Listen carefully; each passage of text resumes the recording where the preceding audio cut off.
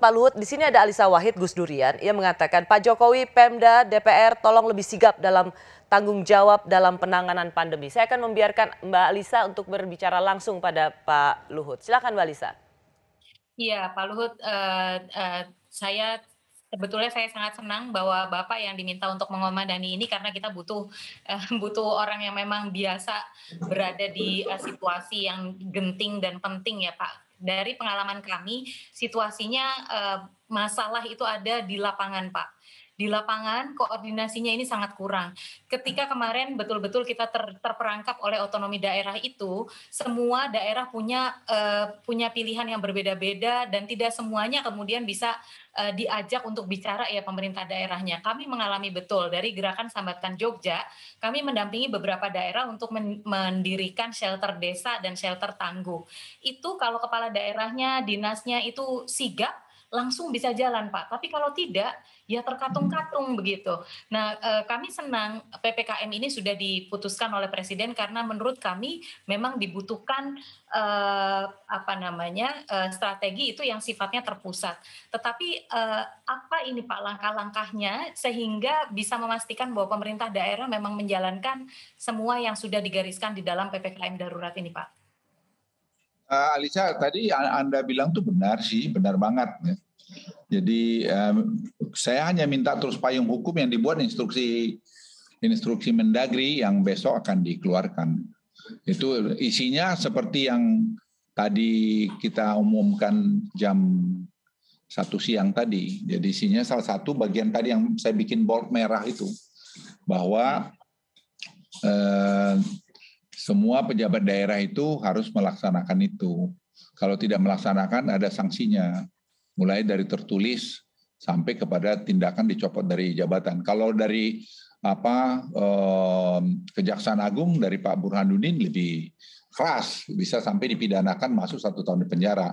Dan saya akan eksekusi itu. Ya kalau nggak mau nyoba-nyoba silakan aja. Pokoknya tidak melaksanakan dengan itu saya akan eksekusi. Nggak ada urusan karena ini menyangkut kemanusiaan, bukan soalnya masalah kekuasaan tidak. Buat saya I'm done. Jadi saya itu hanya mengatakan bahwa ini masalah kemanusiaan, kita harus konsisten pada itu. Dan saya diberikan kewenangan dan saya akan menggunakan kewenangan itu tadi menyelamatkan banyak manusia akibat kecerobohan Anda gitu. Pak, kalau saya menambahkan boleh ya Mbak Alisa ya, Bapak diberikan kewenangan oleh Presiden dan soal kepala daerah yang masih membandel, Bapak akan eksekusi. Apa persisnya Pak Luhut? Ya nggak usah saya diprovokasi, kan saya sudah beritahu tadi aturannya itu aja. Sesuai aturan aja, jadi saya juga bicara sama gubernur juga setuju, mereka juga senang.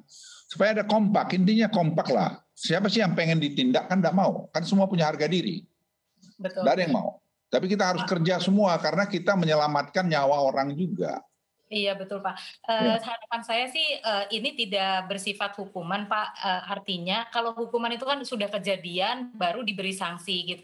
Saya sangat berharap bahwa Waskat itu lebih awal sehingga tidak sampai harus memberi hukuman karena segera ada intervensi dan nyawa warga bangsa itu bisa keburu diselamatkan begitu.